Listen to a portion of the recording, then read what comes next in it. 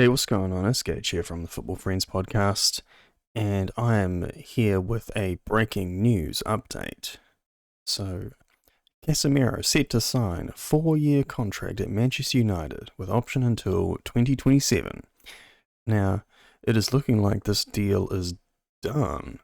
We have Fabrizio Romano's trademark. Here we go on this one. Here is the tweet. We've got Casemiro and Kit here, but this is an obvious Photoshop. But look, this is it. This is coming from the man himself, the man we trust the most, Fabrizio Romano, saying here we go. $60 million fee with $10 million in add-ons, which I think is it's a decent price for a player. This is more like it. This is a much better signing than we're used to. This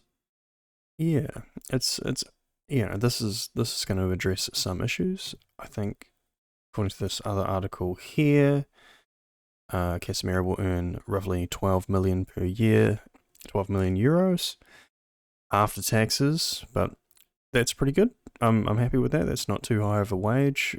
That's just over 200k a week or whatever, but some people were predicting it would be more like 350k per week. There was talk of doubling his wage, but I guess we don't have to do that, so that's actually good. I'm happy we're not going to have someone on ridiculous wages.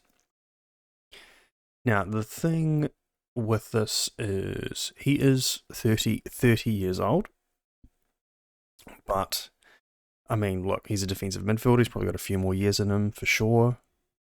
It's a hefty price for a 30-year-old, but I mean, he's got 5 Champions Leagues, Brazil International, all that kind of stuff, Real Madrid pedigree, so look, it's a good move. Overall, it's a good move. But I can't help but think that it's kind of disappointing that it's been like more than a month since our last signing, and it's like we were just wasting time for so long, and then suddenly we're able to get a deal for a really good player done in 48 hours, basically.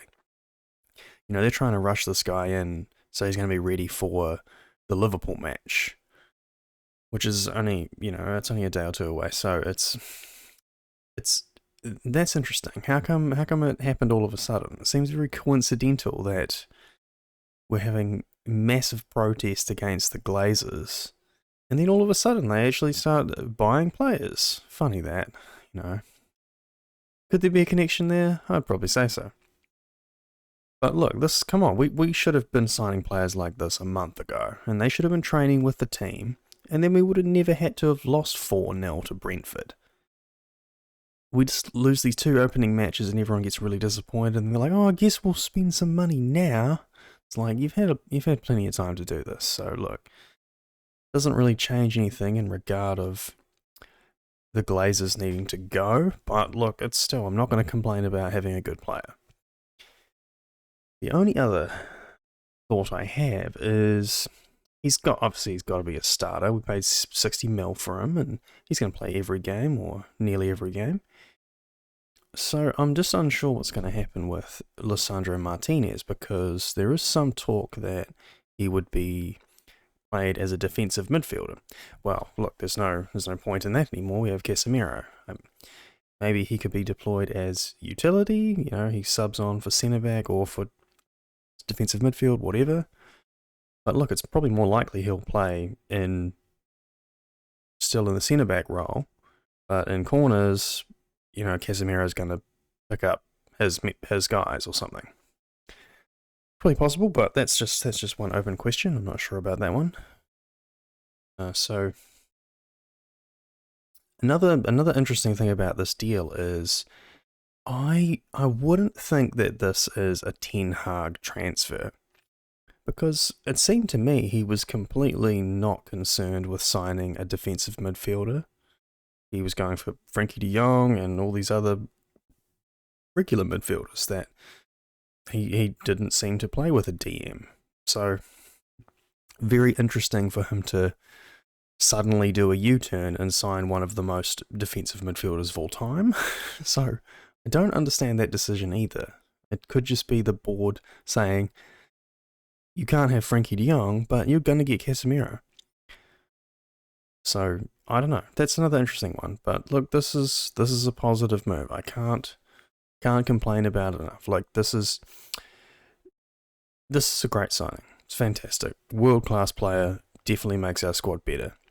Actually makes our midfield slightly better. We probably still need another midfielder, and the problem is that by signing Casemiro, we're probably not going to get another midfielder. We could have got 2 cheap midfielders or 1 decent one. So yeah, look, either way it's a start, and if it keeps Scott McTominay off the pitch, I'm all for it. Alright, well that's all I wanted to say, just an update for this player.